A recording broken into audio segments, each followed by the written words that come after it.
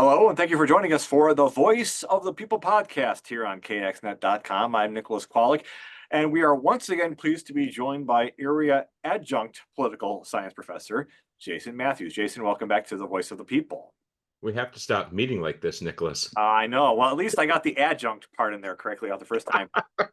Professor, the last time you and I talked was mid-June.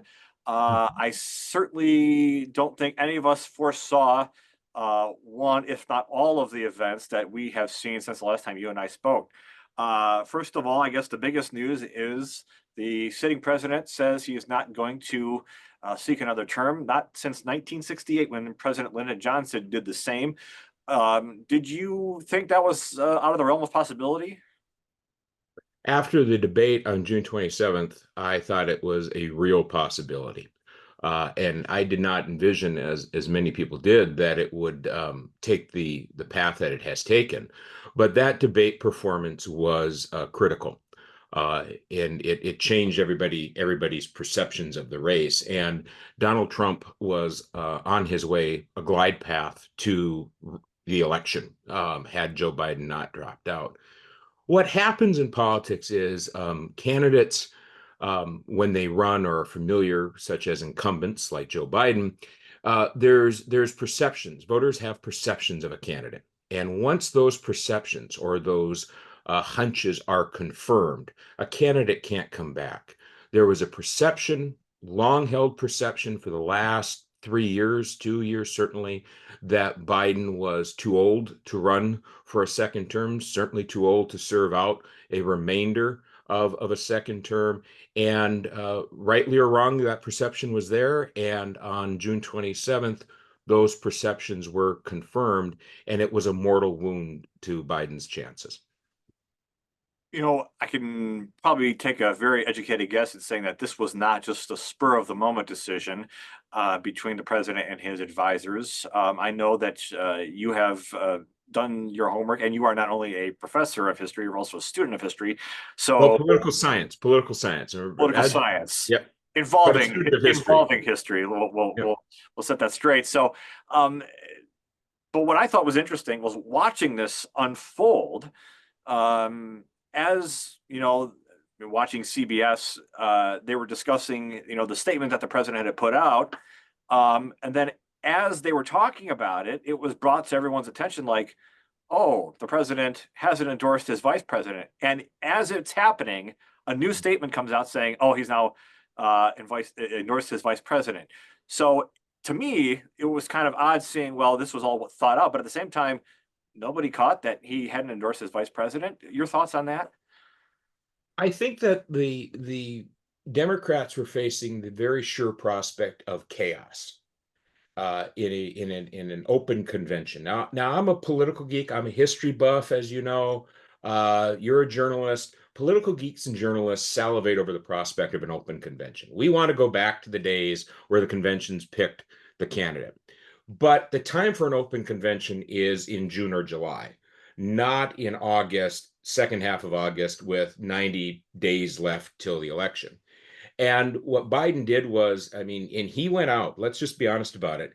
He went out gracefully the other night in his address to the nation, but he went out there kicking and screaming. He was dug in. All of the information that you read, the news reports, he was being pushed by Democratic leaders to get out of the race. And finally, the data was overwhelming, and he made the decision on Sunday morning. In endorsing Harris, he spared the party what certainly would have been a chaotic 3 weeks to the convention, where the Democratic interest groups and factions would have had their own candidates. It would have been a drawn-out affair, and then the candidate would have emerged at the end of that process, most likely bloodied and bruised, and then would have had to have put a campaign together, essentially putting an airplane together on the tarmac. Whereas in endorsing Harris, he avoided all that. I am surprised at how quickly she nailed down the nomination, but the logistics of this are key because she has access to his money because it was the Biden-Harris campaign. So any donations that were made to Biden and Harris, she's Harris, she was able to access that money where another candidate would not. So in doing all that, he spared the party the chaos. She was able to consolidate, and I'll be honest, she's had a very good run for these last 5 days. I mean, there are good days in campaigns, there are bad days in the campaigns. She's going to have some bad days, but the last 5 days have been very good for her. Should we have saw more of this coming, in the sense of, this was probably the right thing to do at this critical juncture for the president? Yeah, I would look at it in comparison. There's no perfect analogy, and there's really no comparison to what Biden did, because he dropped out with a little over 100 days left until the election. This is the latest any candidate has dropped out of the race. He had the nomination locked up. The only two other presidents who dropped out from seeking another term was Harry Truman in 1952. He served most, if not all, of FDR's fourth term, and he was eligible to run again in 1952. He actually lost the New Hampshire primary. He didn't contest the New Hampshire primary. He lost, and a couple weeks later, he dropped out. And that was again in March of 52. And then, of course, famously, Lyndon Johnson dropped his announcement, his bombshell that he wasn't going to seek another term in in March of 68, after he had was being challenged by Eugene McCarthy and Robert Kennedy for the nomination.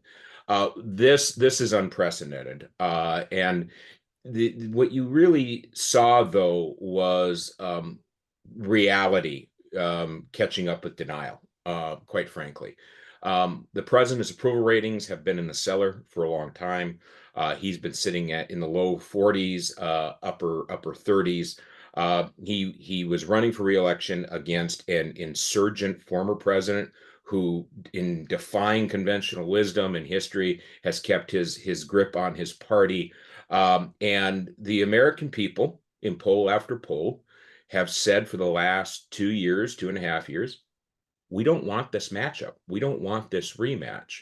And reality finally caught up to Joe Biden, and he made the decision to drop out. But again, not a perfect analogy to what we've seen in history making in its own regard. So the other, of course, the big story too, Professor, is the attempted assassination of former President Trump. Um, that I can tell you exactly what I was doing and where I was. Just turning on my cell phone and going, how could this happen in our day and age? Mhm. Oh, it was completely unacceptable, to say the least. You had a shooter that got within 400 feet of a former president, of a presumptive party nominee at that time. Um, it was just tragedy, because there were people who were injured, and one person lost their life in that attempt. The Secret Service director resigned, as she had to. It's just completely unacceptable in this day and age for that to happen. But from a historical standpoint, it's part and parcel of American history. We are a violent culture. In comparison to the rest of the civilized world, we're a violent culture. And political violence we go in spasms of political violence in this country. And what I thought when I saw that attempt, and as close as it was, it brought back, of course, for a lot of people, echoes of 1968 with the killings of Martin Luther King and Robert F. Kennedy. It struck me as the attempted assassination of George Wallace in the 1972 Democratic primaries, which a lot of people forget. And it's just we're in a cycle right now. We seem to go through these cycles every 50 years or so. We're in a cycle right now. Whenever you have political division, political instability, violence is part of that. That's, going back to January 6th, going back to riots. You see it's all part of a continuing thread. And unfortunately, I think that this is going to be an occurrence. I hope it's not a frequent occurrence, but it's certainly going to be an occurrence until this fever passes. What I thought was very interesting, and I suppose you could even call it praiseworthy, was the fact that the president's, being President Biden, had pulled their advertising that weekend following the attempted assassination. And so it was, I guess, from my opinion, it was refreshing to see that, you know, you know, based upon the situation at the time, let's cool it for a second and let's kind of focus on what just happened, putting politics aside. And unfortunately, it took something like this to sort of realize that, hey, not everything should be about politics. We're two people here going, with millions of followers on either one side or the other. Mhm. Well, and I will praise President Biden for the remarks that he gave on Sunday night after the attempted assassination, where he came out. I mean, and he called former President Trump later that night and briefly chatted with him, and then the president delivered his remarks, where he's calling for the lowering of the temperature. That's what a president's supposed to do. It's a grace note. Unfortunately, these periods of grace are fleeting in today's hyper-partisan political climate. Sure. So now we're the only missing piece of the puzzle is Vice President Harris's potential running mate. Obviously, between now and the next time that we may hear from you again, we'll have a better idea as to what that ticket looks like. But once we get past August and we head closer and closer to November, the question I have for you, Professor, is uh, this election, what do you think it signals for the sort of point in history we come to elections? Is this the end of if you want to use the word, political dynasty or sort of period in American politics? Are we starting something new, or will this be sort of a continuation of where we are with political rivals? What's interesting is this will be the first election since 1976 now that doesn't have a Bush, Clinton, or Biden on the ticket. All right, just to put that into perspective here. I'm a big believer. Some push back on this, but I'm a big believer in not that history repeats itself, but as Mark Twain says, it certainly rhymes, and in cycles of history. And there seems to be a 50-year cycle in American history.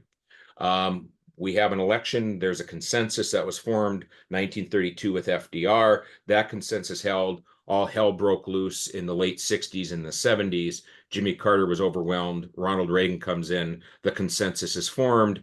And you have this age of Roosevelt followed by the age of Reagan. We're now nearing the age of Reagan, and history is following that pattern where we're going through these convulsions. And we're going to have some kind of a determinative presidential election, if history's any guide, either this year or in 28, even 32. I think what's interesting now is what you had with Trump and Biden was a contest between, let's be blunt about it, two old men. All right. What you have now in this contest between Harris and Trump is a real contrast in visions for America. And it terrifies one half of America and it terrifies the other half of America. All right. Depending on what side that you're on. What's really striking to me now is when you hear Trump's message, which has been his message from day one, which is make America great again.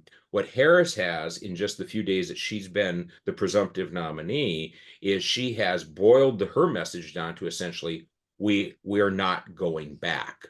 That's her message. Those are two competing visions of the country. That's the contest. Make America great again. We're not going back. And there's a lot that you can pack into those two slogans, and it's going to play out over the next 100 plus days. And there's no indication to me that that temperatures are going to be lowered in any way. And there's no indication to me that even after the votes are cast on November 5th, that this is not going to be a drawn out affair, much like we saw in 2020, leading right up to the day of the certification of the Electoral College. And that, as somebody who teaches politics and is a student of history, concerns me the most. Is democracy is so dependent on norms and the acceptance of the results of elections. And you could have half of the country that just simply says this was an illegitimate election, like they did in 2020. And we continue down this pattern where we continue to delegitimize democracy, and the democratic norms continue to break down, and the guardrails continue to break down. And that's what terrifies me the most as somebody who teaches politics and is a student of history. How long do you think people will be able to sort of, and when I mean people, I mean our representatives, by trying to push the point that the 2020 election and it's being able to be verified as this is actually what happened, the results that, some people say, it was still stolen. How long do you think that'll be able to continue to kept up, especially if the former president is not reelected? Well, that is the battle cry for former President Trump and his supporters. I suspect that that's going to continue to be their battle cry and their argument as long as he's on the stage. Once he's off the stage, we'll see. I think what you have right now is you have had over the last 8 to 10 years a transformation in the two political parties, a much bigger transformation in the Republican Party.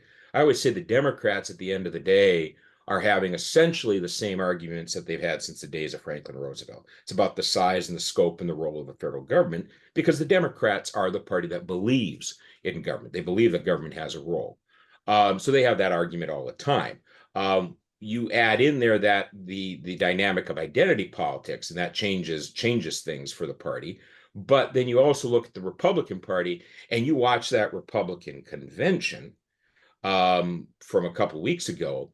That was a fully transformed Republican Party. That is now Donald Trump's party. That is not. It has no resemblance at all anymore to the party of Ronald Reagan, the party of George H.W. and George W. Bush.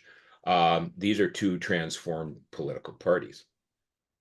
So now let's take, if we can, it's nearly impossible to put our arms around all of this and bring it closer to home here in North Dakota.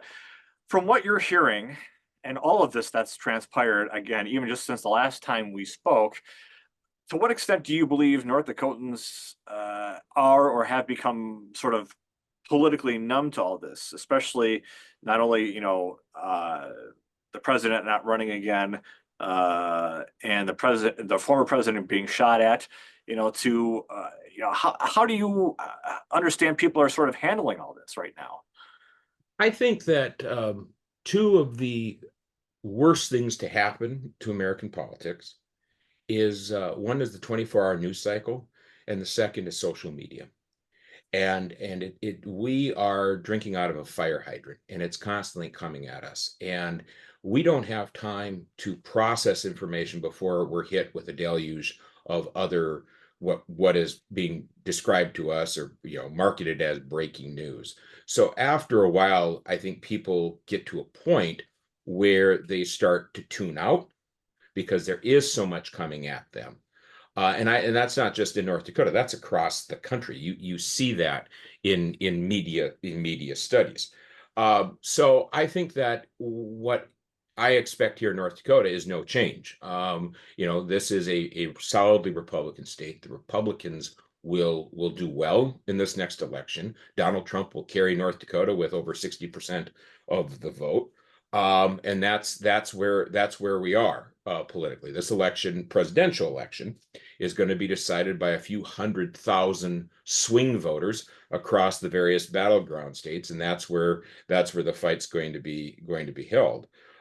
So I don't expect any change here in North Dakota. I think that the support for Trump is pretty deep amongst a lot of people. I think that what happened to him on July 13th only deepens that affinity that many have for him, but I don't see a change here. I think North Dakotans are like a lot of Americans. After a while, it's just so much, and people start to either tune it out or focus on what is in their social media feed, which I have to say is dividing the country. It's pulling the country apart. We've always been a divided country in various aspects. I believe this might be controversial to some people. I believe that in many ways, this belief in American exceptionalism is in some ways a prime ingredient in our undoing, if it ever comes to that, because we believe, well, it can't happen here. It's not going to happen here. America's unique in that regard. And the fact is that the forces of history, the forces of societal change are what they are, and it does not show that America is necessarily immune to what has befallen other countries. So I think if you take a look at the political division in this country, there has been an acceleration of that division that coincides with the rise of social media. And I often challenge my students to discuss, debate, and analyze whether technology and democracy are compatible. And that to me is going to be the real story over the next decade is, can you have an increasingly diverse, multi-ethnic democracy survive in an age of artificial intelligence?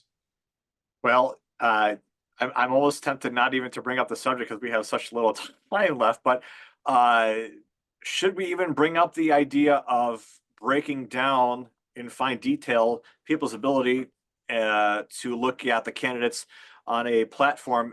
I'm trying to get at voter responsibility as far as, not just voting on someone because of their personality, but rather what they actually stand for. Is that something that we're just it's basically falling apart at the seams if it hasn't completely already?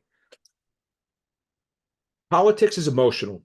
Voters make their decisions. 75% of the decisions we make politically are emotional. They're emotionally based. 25%, studies bear this out. 25% are rational. So we have gotten to a point right now where, because of what I've talked about, and I mean, I don't want to simplify it. There are many other forces at play here, but it's never been easier to be tribal and to get your information from sources that reaffirm your bias or your worldview, and not to consider another viewpoint. Not, and I've heard this from candidates who, from both Republican and Democratic candidates who run for local offices, where they're going door to door, and they go up to a house and they knock on the house, and somebody says, I just have one question for you. I mean, this is a candidate that could be running for park board or could be running for city commission or council, and they say, who did you vote for in the last election? Are you a Democrat or are you a Republican? And they all say, well, this is a nonpartisan race. That's where we are right now. We've gotten into these camps here, and as a result of that, many voters don't think. They immediately make an assumption that, if you're with the other team, I'm not voting for you, even though in a local race, for example, um, you know, they would agree with them on most things, how to fix the pothole, how to make sure that the garbage is picked up and the snow's removed. That's where we are. So what's happened is, with technology, with social media, with cable news, partisan media, it's never been easier not to think and to just revert back to form and be tribal in your selection of the candidates, just simply based on shirts and skins, to use the basketball analogy. So do you think it'll take a candidate like that who doesn't fall necessarily into either party to kind of get people back to, well, I might like him here, but I don't like he or she there? Do you think it might take a candidate or two to get us back to the tribalism, or out of the tribalism? I think there are a lot of forces that are at play that are gonna have everything's going to have to shake out before we get to that point. I don't think that it's going to be one candidate. I think it has to be a confluence of events. And not to get, and I know time is limited, I don't want to get too deep into this, but we go through these 50-year cycles. Those cycles, if we're lucky, are followed by a period of renewal. One of the things that I always have my students do every semester is to write a semester paper or do a semester research project. And I have, in recent years, been focused on constitutional reform. There are those people that are saying right now, maybe America needs a new constitution. I come back on it and I say, no, the Constitution's fine. The Constitution works. What doesn't work is the fact that we've walked away from amending the Constitution. We've walked away from perfecting the system. I think the founders would come back, the framers would come back and say, why do you only have 27 amendments to the Constitution? Why do you still have this system here? Why are we not operating? And I think that is a serious discussion that we have to have about the structure of government. For example, Congress doesn't do enough. Congress has been derelict in its duties. As a result of that, as Congress pulls back in what it does, the presidency grows in power. The presidency is too powerful, and the courts are too powerful. That's an inherent imbalance that we now have in American politics that nobody's talking about. All right, because everything is seen through the prism of Republican, Democrat, progressive, conservative. There are things that we need to look at, and if this is democracy is to survive and this constitutional republic is to endure, we have to have as a country a conversation about making government work better for the 21st century. It's impossible to have that discussion when everything is seen through the prism of partisan politics. The question will be, and I'd love to be around for it. The question is, when will that happen? How will it happen? Again, the confluence of events you mentioned, it would be very fascinating just to be a part of that history. It is. I always come back to this because it's one of my favorite quotes, and it also has the added virtue of being very true, which is Winston Churchill always said, and he was half American himself. He said, Americans will always do the right thing after they've exhausted every other alternative. And if you look at American history, and Churchill, of course, was a historian, among many other things, that's a pattern in history. We always get to that one point where everything's about to break down, or we reach a point of no return, and then we realize, oh, we have to do this. We have to fix this, whether that was on civil rights, whether it was getting into World War II, whether it's women's rights. It's hard. America is work. America is hard. That is something that is part and parcel again of our history. And if you're going to make any kind of change in this country, if there's going to be any kind of transformation, it's going to be difficult, and it's only going to come after these spasms and these divisions play out. And we shouldn't, and I shouldn't diminish the choice on the horizon, possibly or none at all, for the outgoing governor, Governor Burgum. Of course, he's not going to be the vice president, so it'll be curious to see what he does. Once he's done, come January as well. It is. I mean, and if I may, Nicholas, I have to say this: if, and that's a big if, but if Donald Trump were to lose the election in November, and the history of this so far dramatic presidential election is written, I think Trump's decision to pick J.D. Vance over Doug Burgum is going to be seen as decisive. Vance was a selection that Trump made with the expectation that Biden was going to be the nominee. Quite frankly, looking at it, in looking at VP selections, few VP selections are decisive, but many are detrimental to a presidential campaign. Vance was a pick that doubled down on Trump's base. Burgum, and I'm not saying this because I'm a North Dakotan, I'm looking at this analytically. Burgum checked a lot of boxes for Trump.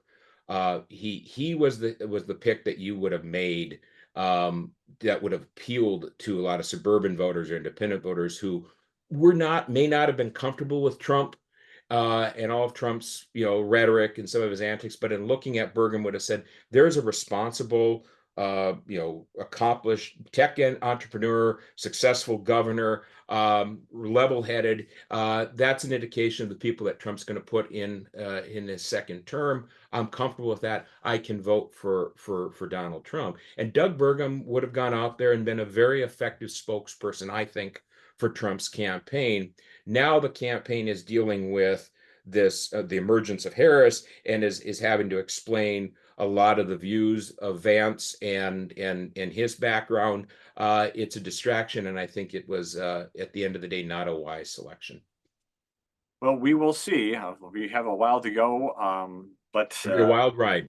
oh, indeed it will. I can take it on that. So, Professor, I can't thank you enough. I always appreciate your perspective and just your insight as to what we've seen. And like I said, we will get there when we get there, and we'll meet you in the end. So, thank you so much for your time and again your insight, and thank you for watching this very special episode of the Voice of the People podcast here on KXNet.com. We will be back soon with more on the questions and answers and events affecting you. Because remember, it's your voice that matters, the voice of the people.